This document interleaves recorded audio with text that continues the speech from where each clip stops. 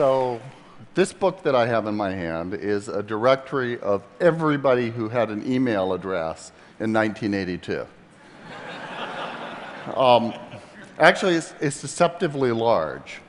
There's actually only about 20 people on each page because we have the name, address, and telephone number of every single person.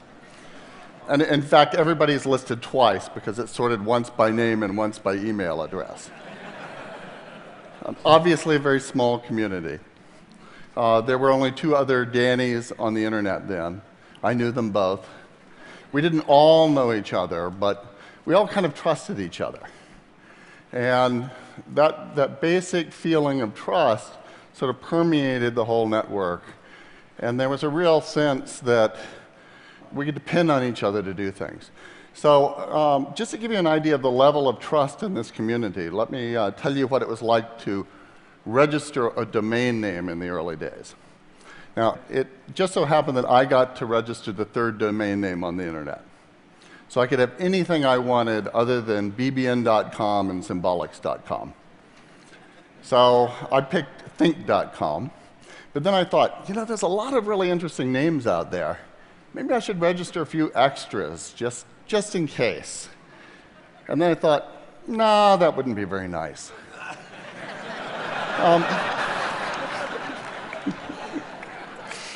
That attitude of only taking what you need was really what everybody had on the network in those days. And in fact, it wasn't just the people on the network, but it was actually kind of built into the protocols of the internet itself. So the basic idea of IP, or Internet Protocol, and the way that the routing algorithm that used it were fundamentally from each according to their ability, to each according to their need. And so if you had some extra bandwidth, you'd deliver a message for someone. If they had some extra bandwidth, they would deliver a message for you. You kind of depend on people to do that, and that was the sort of building block. It was actually interesting that such a communist principle was the basis of a system developed during the Cold War by the Defense Department. But it obviously worked really well, and we also saw what happened with the internet. It was incredibly successful. In fact, it was so successful that there's no way that these days you could make a book like this. My rough calculation is it would be about 25 miles thick. But of course, you couldn't do it because we don't know the names of all the people with internet or email addresses. And even if we did know their names, I'm pretty sure that they would not want their name, address, and telephone number published to everyone. So the fact is that there's a lot of bad guys on the internet these days. And so we've dealt with that by making kind of walled communities, little secure subnetworks, VPNs, little things that aren't really the internet but made out of the same building blocks. But we're still basically building out of those same building blocks with those same assumptions of trust. And that means that it's vulnerable to certain kinds of mistakes that can happen, or certain kinds of deliberate attacks. But even the mistakes can be bad. So for instance, in all of Asia recently, it was impossible to get YouTube for a little while because Pakistan made some mistakes in how it was censoring YouTube in its internal network. They didn't intend to screw up Asia, but they did because of the way that the protocols work. Another example that may have affected many of you in this audience is you may remember a couple of years ago, all the planes west of the Mississippi were grounded because a single routing card in Salt Lake City had a bug in it. Now, you don't really think that our airplane system depends on the internet, and in some sense it doesn't. I'll come back to that later. But the fact is that people couldn't take off because something was going wrong on the internet and the router card was down. And so there are many of those things that start to happen. Now, there was an interesting thing that happened last April. All of a sudden, a very large percentage of the traffic on the whole internet, including a lot of the traffic between US military installations, started getting rerouted through China. So for a few hours, it all passed through China. Now, China Telecom says it was just an honest mistake. And it is actually possible that it was, the way things work. But certainly somebody could make a dishonest mistake of that sort if they wanted to. And it shows you how vulnerable the system is even to mistakes. Imagine how vulnerable the system is to deliberate attacks. So if somebody really wanted to attack the United States or Western civilization these days, they're not going to do it with tanks. That will not succeed. So what they'll probably do is something very much like the attack that happened on the Iranian nuclear facility. Nobody has claimed credit for that. It was basically a factory of industrial machines. It didn't think of itself as being on the internet. It thought of itself as being disconnected from the internet. But it was possible for somebody to smuggle a USB drive in there or something like that. And software got in there that causes the centrifuges in that case to actually destroy themselves. Now, that same kind of software could destroy an oil refinery or pharmaceutical factory or a semiconductor plant. And so there's a lot of, I'm sure you've read a lot in papers about worries about cyber attacks and defenses against those. But the fact is, people are mostly focused on defending the computers on the internet. And there's been surprisingly little attention to defending the internet itself as a communications medium. And I think we probably do need to pay some more attention to that because it's actually kind of fragile. So actually, in the early days, back when it was the ARPANET, there were actually times, there was a particular time it failed completely because of one single message processor actually got a bug in it. And the way that the internet works is the routers on it are basically exchanging information about how they can get messages to places. And this one processor, because of a broken card, decided it could actually get a message to someplace in negative time. So in other words, it claimed it could deliver a message before you sent it.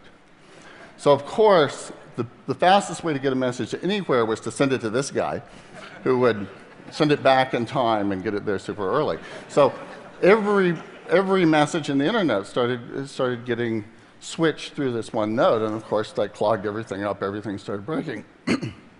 The interesting thing was, though, that the sysadmins were able to fix it, but they had to basically turn every single thing on the internet off.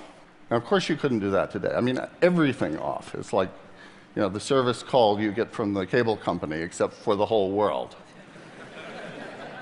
Now, in fact, they couldn't do it for a lot of reasons today. One of the reasons is a lot of their telephones use IP protocol and use things like Skype and so on that go through the internet right now. And so, in fact, we're becoming dependent on it for more and more different things. Like when you take off from LAX, you're really not thinking you're using the internet.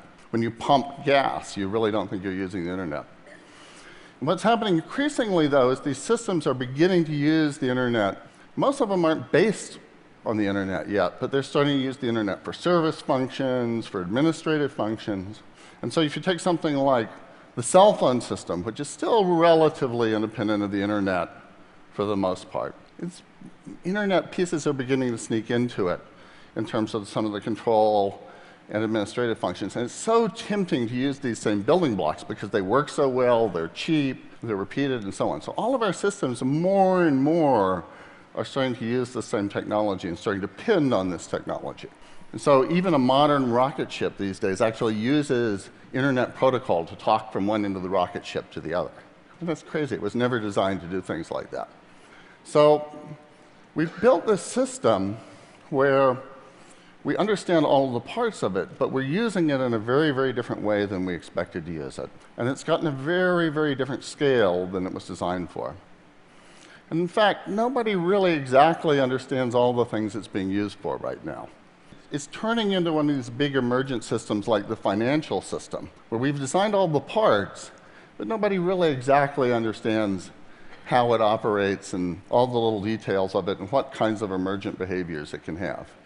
And so if you hear an expert talking about the internet and saying it can do this, or it does do this, or it will do that, you should treat it with the same skepticism that you might treat the comments of an economist about the economy or a weatherman about the weather or something like that. They have an informed opinion, but it's changing so quickly that even the experts don't know exactly what's going on. So if you see one of these maps of the internet, it's just somebody's guess. Nobody really knows what the internet is right now because it's different than it was an hour ago. It's constantly changing, it's constantly reconfiguring. And the problem with it is, I think we're we're setting ourselves up for kind of disaster like the disaster we had in the financial system, where we take a system that's basically built on trust, was basically built for a smaller scale system, and we've kind of expanded it way beyond the limits of how it was meant to operate. And so right now, I think it's literally true that we don't know what the consequences of an effective denial of service attack on the internet would be. And whatever it would be, it's going to be worse next year and worse next year and so on. So what we need is a plan B. There is no plan B right now. There's no clear backup system that we've very carefully kept to be independent of the internet. It may not have a completely different sets of building blocks. So what we need is something that doesn't necessarily have to have the performance of the internet, but the police department has to be able to call up the fire department even without the internet, or the hospitals have to order fuel oil. This doesn't need to be a multi-billion-dollar government project. It's actually relatively simple to do technically because it can use existing fibers that are in the ground, existing wireless infrastructure. It's basically a matter of deciding to do it. But people won't decide to do it until they kind of recognize the need for it. And that's the problem that we have right now. So there's been plenty of people, plenty of us have been quietly kind of arguing that we should have this independent system for years. But it's very hard to get people focused on plan B when plan A seems to be working so well. So I think that if people understand how much we're starting to depend on the internet and how vulnerable it is, we could get focused on just wanting this other system to exist. And I think if enough people say, yeah, I would like to use it, I'd like to have such a system, then it will get built. It's not that hard a problem. It could definitely be done by people in this room. And so I think that this is actually, of all the problems you're going to hear about at the conference, this is probably one of the very easiest to fix. So I'm happy to get a chance to tell you about it. Thank you very much.